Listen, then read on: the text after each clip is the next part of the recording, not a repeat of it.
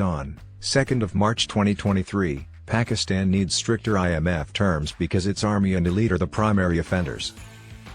The wealthy do not pay taxes, and the Pakistani military controls the country. Pakistan is insolvent.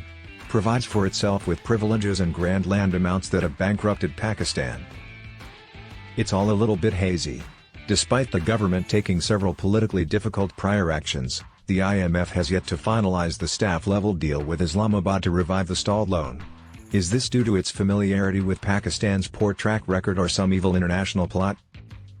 During an unusual background briefing for journalists on the current state of the ongoing negotiations with the IMF, some officials from the finance ministry expressed their annoyance at the holdup in the release of the stalled $1.1 billion lifeline tranche, which 22 IMF loans Pakistan has gotten bailouts. Since remote negotiations between the two parties started last month, they claimed that the lender IMF had constantly been shifting the goalposts, even on previous actions that had already been agreed to and carried out. Pakistan is infamous for breaking its promises.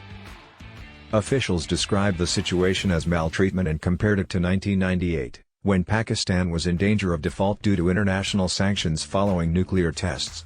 Others continued to accuse Israel and India of causing Pakistan's economic collapse. If the government chooses, it may blame its fiscal situation on the IMF or other hostile foreign powers. But it cannot deny that its misplaced confidence that it could deviate from the IMF program and turn to friendly countries for its dollar needs to avoid defaulting has put it in hot water.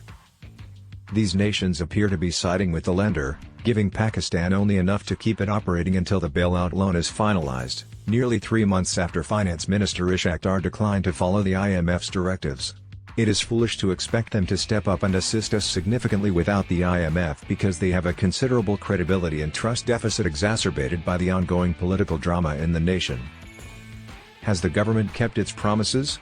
The fund may be acting even more strictly on matters like the exchange rate, interest rate, external financing gap, and the ongoing debt servicing surcharge on energy.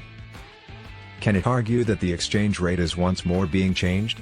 However, it must be noted that some of the new IMF requirements, such as tying interest rates to overall inflation and imposing a permanent debt surcharge on energy, seem incredibly irrational. The Pakistani claims that the IMF fund must exhibit some flexibility on these terms to keep the nation's fiscal crisis from getting out of control. Pakistan, however, is unwilling to adhere to the IMF rules.